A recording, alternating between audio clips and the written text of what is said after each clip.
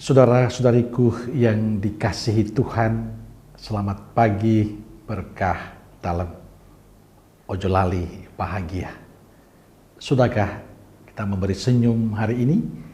Jumat 20 Januari 2023. Mari kita awali permenungan kita hari ini dengan tanda kemenangan Kristus.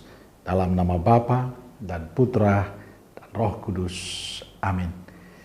Permenungan kita diambil dari Injil Markus bab 3 ayat 13 sampai 19.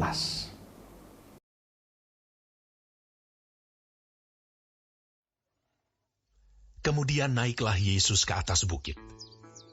Ia memanggil orang-orang yang dikehendakinya, dan mereka pun datang kepadanya. Ia menetapkan 12 orang untuk menyertai dia, dan untuk diutusnya memberitakan Injil, dan diberinya kuasa untuk mengusir setan. Ke-12 orang yang ditetapkannya itu ialah Simon yang diberinya nama Petrus, Yakobus anak Zebedeus, dan Yohanes saudara Yakobus, yang keduanya diberinya nama Boanerges, yang berarti anak-anak guru. Selanjutnya Andreas, Filipus, Bartolomeus, Matius, Thomas, Yakobus anak Alfeus, Tadeus, Simon orang Zelot, dan Yudas Iskariot yang mengkhianati dia. Saudaraku yang dikasihi Tuhan, dalam bacaan Injil hari ini kita mendengar Yesus memanggil para murid-Nya.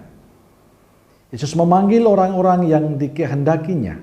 Ia memilih dan menetapkan 12 orang untuk bersama dia mewartakan Injil. Saat memanggil para murid, Yesus tidak melihat latar belakang hidup mereka.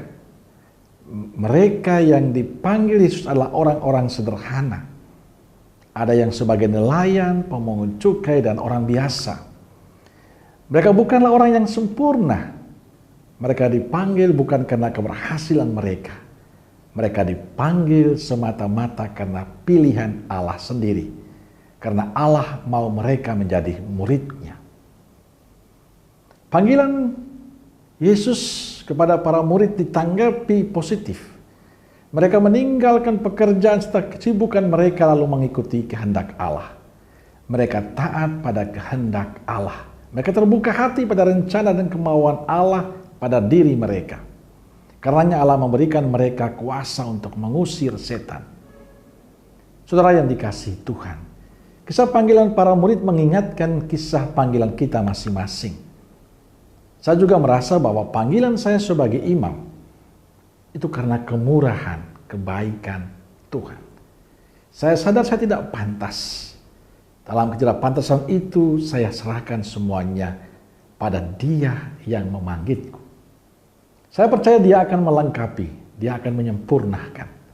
Kuncinya terbuka dan mentaati apa yang dikehendaki Allah pada diri kita. Allah memanggil kita bukan karena kita sempurna, tapi Allah memiliki tujuan tersendiri dengan apa yang Dia pilih. Saya yakin Dia akan menyempurnakan, akan melengkapi segala kekurangan kita. Maka kita perlu bersyukur apa yang kita alami saat ini dengan panggilan kita masing-masing. Percaya Allah punya rencana untuk setiap kita. Maka saya ingin mengajak saudara-saudaraku terkasih, siapapun dia, hendaknya kita selalu terbuka hati dan mentaati apa yang Tuhan kehendaki pada diri kita. Memang kita semua bukanlah manusia yang sempurna, tapi Tuhan memanggil kita dan memakai kita untuk tujuan mulianya. Maka kita harus mentaati itu sehingga kehendak Allah sungguh-sungguh nyata dalam kehidupan kita.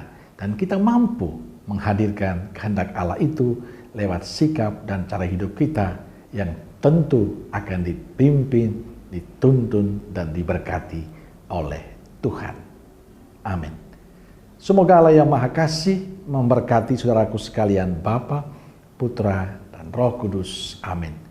Keluarga Kudus Nazaret, doakanlah kami. Amin. Berkah dalam.